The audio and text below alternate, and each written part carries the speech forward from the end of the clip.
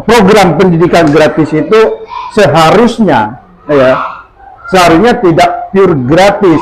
Jadi ada keterlibatan masyarakat kan gitu lah ya, masyarakat yang kaya untuk berperan serta bagaimana memiliki rasa memiliki sekolah kan gitu lah ya. Assalamualaikum warahmatullahi wabarakatuh, salam sejahtera untuk semuanya.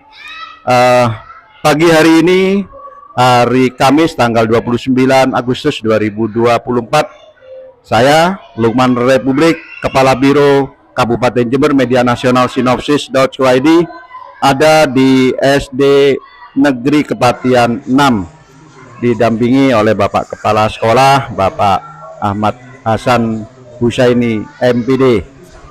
Assalamualaikum Bapak Hasan, Pak Haji.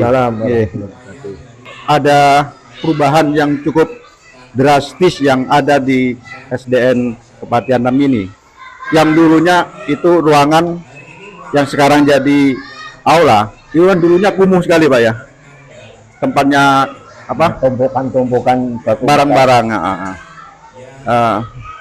Terkait dengan pembangunan aula Kepatian 6 ini Pak ya, itu anggarannya dari mana Pak?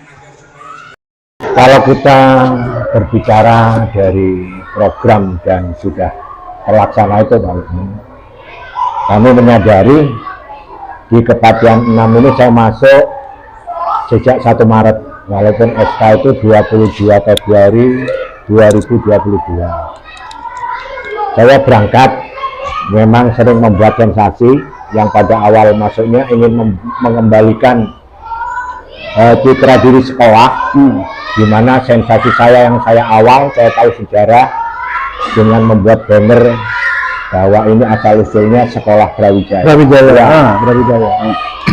Ternyata di sana ya terjadi pro kontra apa yang terjadi. Padahal sensasi saya hanya mengingatkan daya ingat orang-orang yang senior bahwa itu sekolah asalnya Brawijaya.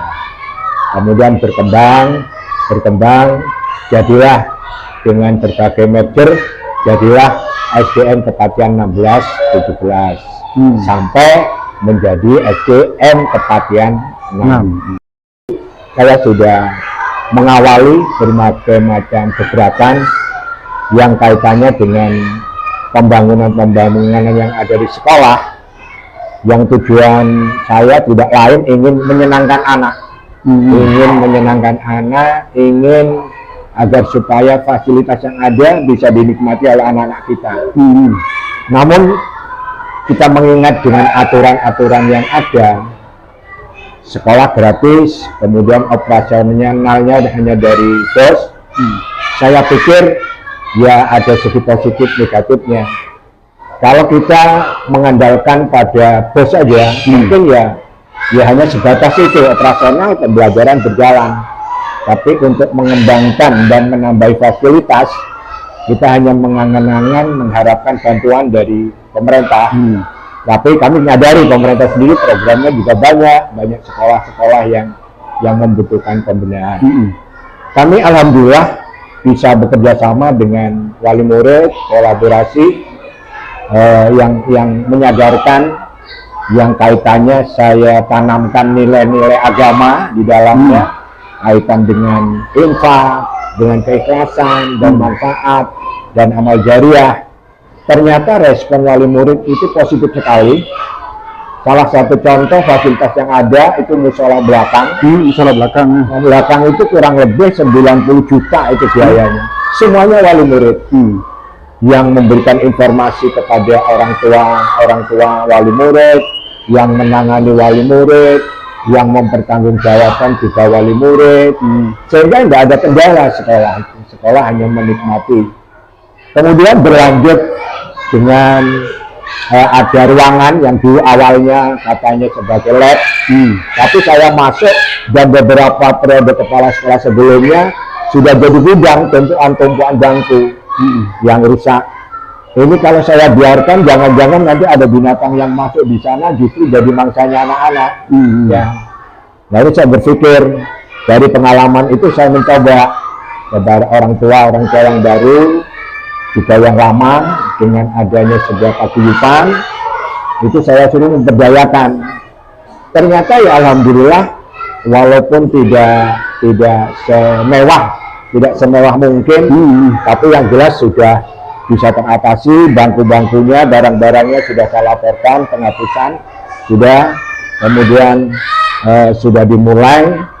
Dan hari ini inisiatif dari pelaksana, dari paguyuban. Sekali lagi sekarang nggak ikut-ikut apa-apa, itu kok menjemagani untuk tasyakuran agar supaya segera bisa dilaksanakan, bisa ditempati. Termasuk dengan pengadaan konsumsi ini sekolah nggak tahu, semuanya paguyuban yang dilakukan, kemudian makan bersama. Dan yang paling unik, tidak hanya orang tua, artinya pengurusan paguyuban yang dihadirkan, dewan guru yang dihadirkan, tetapi wakil dari masing-masing kelas, ketua kelas 1 sampai 6, AB 12 ketua kelas, itu juga dihadirkan untuk bisa menyaksikan. Dengan demikian, melalui wartawan kecil itu kan bisa bercerita kepada orang tuanya. Kedepannya saya berharap tidak hanya fasilitas yang sudah ada, kaitan dengan adanya pelaksanaan kurikulum Merdeka. Sekarang di mana-mana ada program yang namanya panen karya, pesta panen karya, dan P5 itu di masing-masing sekolah setiap semester atau akhir kenaikan itu biasanya kan menampilkan berbagai macam karya-karya yang sudah diajarkan. Ini juga saya sentuh tadi agar supaya bisa dimanfaatkan yang sifatnya bergiliran. Jadi di hari ini, tanggal ini, kelas 1-2 khusus, 3-4 khusus, sehingga semuanya akan terjamak seluruh siswa. Kalau juga perwakilan pentas seni kan hanya beberapa anak saja masing-masing kelas. Nah di sini paguyuban dan masing-masing anggota kelas bisa berkolaborasi dengan wali kelasnya. Pertunjukan apa yang bisa ditampilkan, karya-karya apa yang bisa ditampilkan, termasuk juga seandainya orang tua mau mengadakan dasar, silakan, yang dihadiri oleh orang tua anggota kelas yang pada saat itu dilaksanakan. Kalau perlu adanya kupon, dengan kupon itu berapa persentasenya berikan ke paguyuban kelas itu berapa, sehingga masing-masing paguyuban mempunyai daya untuk meningkatkan kegiatan yang ada di kelas itu dalam rangka upaya membantu proses KBM yang ada di SDN Kabupaten. Ya mungkin ini hal yang remeh, tapi seandainya ini bisa diterapkan oleh kepala sekolah yang lain di mana dia berpijak, terutama sekolah-sekolah yang berpotensi, saya yakin Dinas Pendidikan juga tidak merasa berat dan juga akan membantu peningkatan mutu pendidikan terutama yang ada di Kabupaten Jember. Kalau namanya kekurangan biasa, namanya manusia, kekurangan. Yang insya Allah sebentar lagi saya akan meninggalkan, nanti Januari 2025 saya sudah punya tugas. Harapan saya sehat, barokah, dan meninggalkan kesan dan kesan yang nilainya sangat bermanfaat untuk orang lain. Itu Pak Lukman. Dari penjelasan Bapak Haji Hasan tadi, bahwasanya dua proses pembangunan, yaitu pembangunan musola dan aula ini murni betul-betul pure dari paguyuban sekolah ya, paguyuban sekolah. Kayak musola yang sampai menghabiskan anggaran 90 juta itu ya, kemudian aula sekitar 40-an. Aula 40-an itu kan betul-betul murni pure dari wali murid ya, dari paguyuban yang mengelola. Artinya program pendidikan gratis itu seharusnya tidak pure gratis. Jadi ada keterlibatan masyarakat kan gitu lah ya, masyarakat yang kaya untuk berperan serta bagaimana memiliki rasa memiliki sekolah kan gitu lah ya. Jadi juga seharusnya itu pure gratis kan gitu ya. Jadi ya kalau yang gratis yang miskin ya, yang miskin ya. Jadi ada subsidi silang di situ seharusnya ini gitu lah ya. Ya, menurut pendapat Baci gimana nih? Intinya begini Pak, kita jangan mengingkari nikmat Allah, ya, bahwa seseorang ini dia diberikan rezeki masing-masing yang berbeda. Ada kalanya yang lebih, bahkan lebih dari lebih, ada yang menengah, bahkan wajib menerima sumbangan bantuan dari orang lain. Ini kehidupan kan tidak lepas dari itu. Kemudian kaitan dengan pendidikan gratis.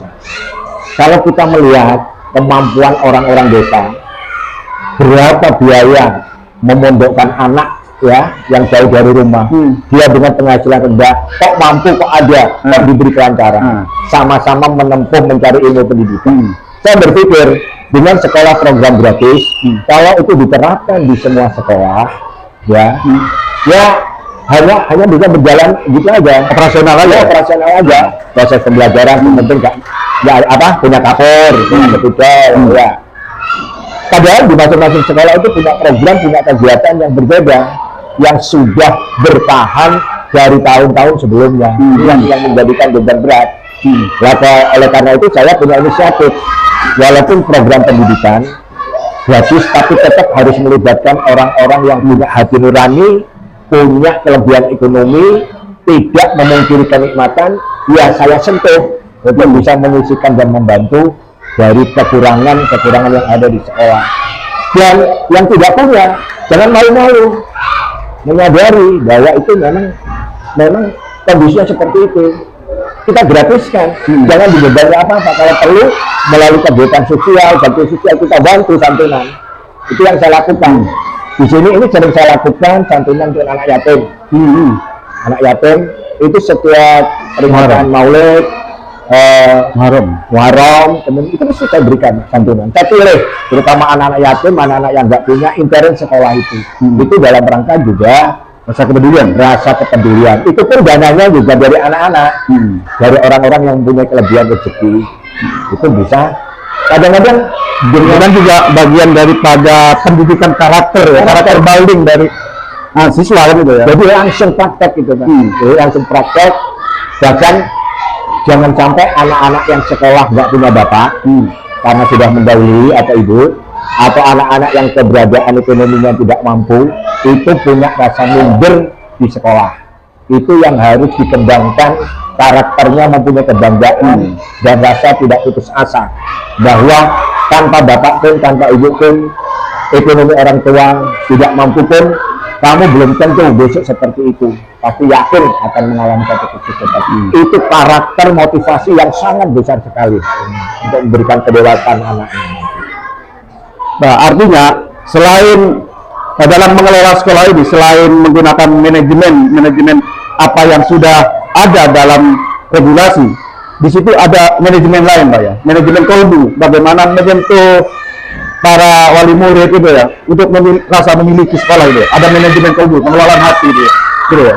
Ya memang Pancasila menurut saya, dengan Pancasila ini warga negara kalau diajak berbicara soal sesuatu melalui hati nurani yang menyentuh sesuai dengan kehidupan yang ada, yang menjadikan budaya di Indonesia, saya pikir gampang. Tapi kalau melalui kebijakan, kekerasan, orang ini akan lari. Tapi ketika kita diajak berbicara, disentuh hati, ya ini luar biasa. Salah satu contoh, kalau ibu-ibu, bapak-bapak menyumbang masjid pada satu tempat, tetap dapat pahala, tapi belum tentu bisa menikmati. Dan itu pun hanya dinikmati oleh orang Islam. Tetapi ketika ibu-ibu sama beramal, jalan, sekolah, ataupun fasilitas sosial yang lain, walaupun ibu tidak memanfaatkan, ini tetap bisa dimanfaatkan anak sepanjang fasilitas itu masih ada. Dan tidak hanya orang Islam, tapi orang-orang yang di luar Islam pun juga bisa menikmati. Nah, dengan demikian orang tua ini juga akan berpikir, terutama kaitannya dengan anak-anak yang kelas 1, kelas 2 akan menikmati lebih panjang daripada kelas 5. Nah, ini yang sering saya lakukan dengan bahasa hati, dengan bahasa rendah diri, dengan bahasa pemahaman sesuai dengan kehidupan yang nyata, gampang. Ya karena jelas kalau hanya mengandalkan dana bos ya hanya sebatas gaya operasional kegiatan rutin kan itu ya.